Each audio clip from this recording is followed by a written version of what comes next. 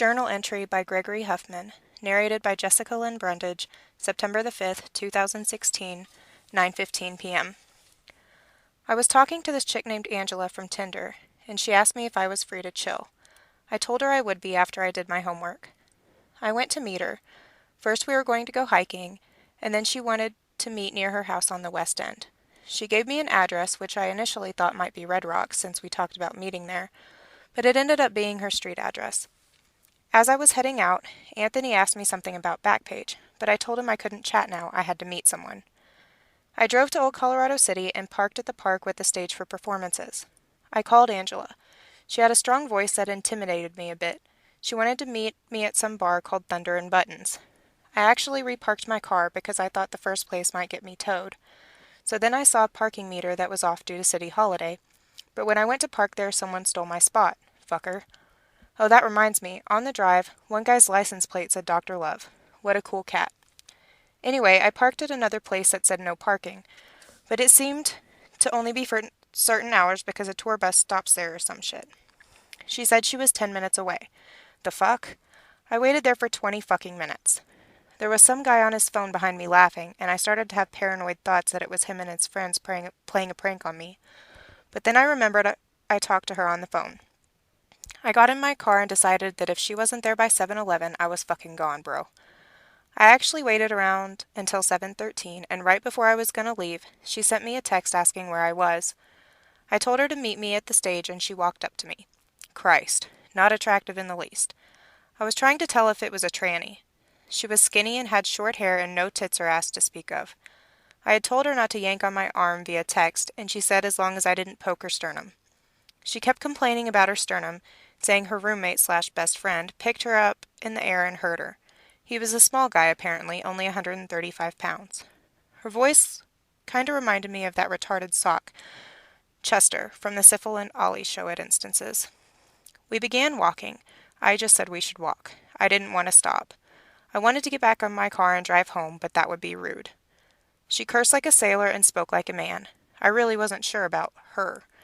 She mentioned that she had a weird life several times, so I asked her to tell me a weird anecdote.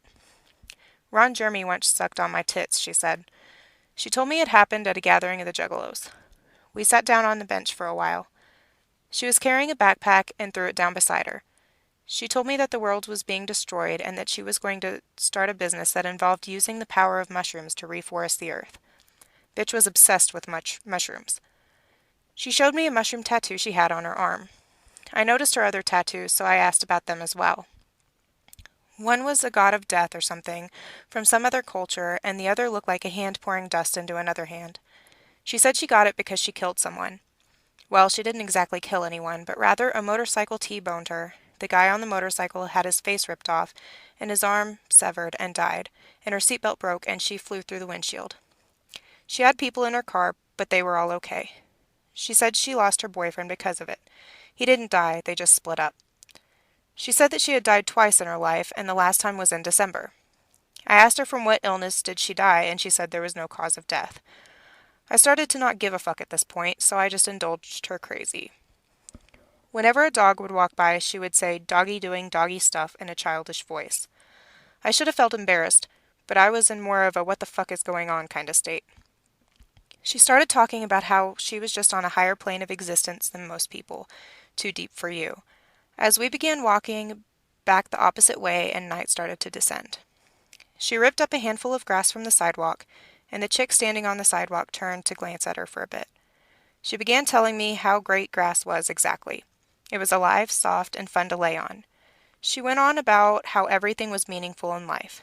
She started talking about yuppies and said something about them jacking off, complete with a pantomime of the hand and the jerk-off motion, and said that she had everything she wanted without needing much. She told me that I should expect to see her on the news one day.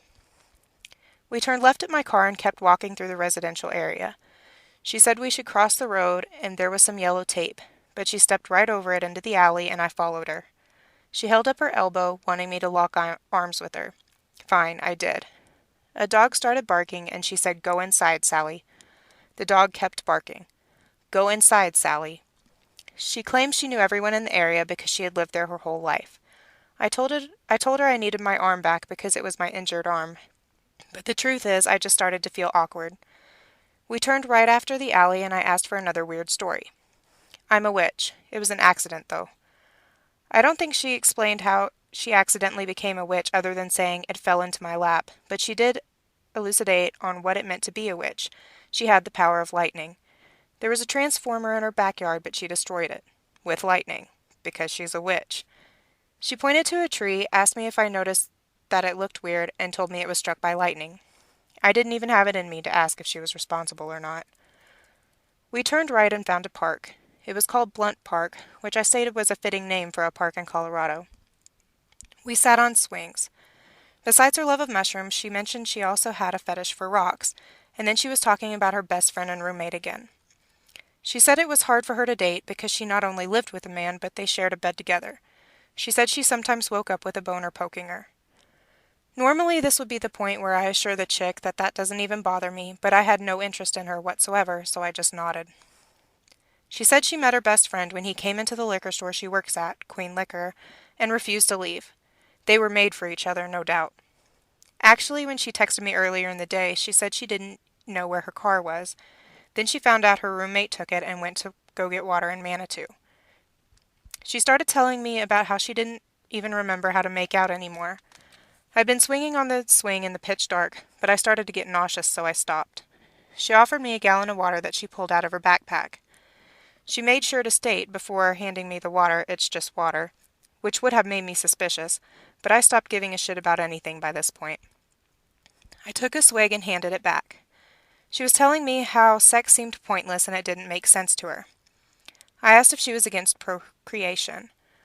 She reminded me a bit of this guy I knew from Tennessee named Graham Curtis, who was a nihilist, that wanted people to stop reproducing. But the way she spoke about meaning, I knew she wasn't a nihilist. She said she had no kids and couldn't have kids. She did have 2 miscarriages, though, and the last miscarriage she had was with her abusive ex-husband. It was like 8:10 by this point, so I just straight up told her we needed to head back. She told me that she would save some more of her weird tales for our next hangout.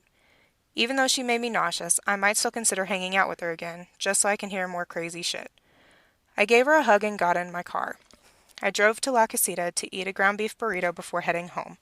I needed to rush back and journal about all this shit, though, before I forgot anything.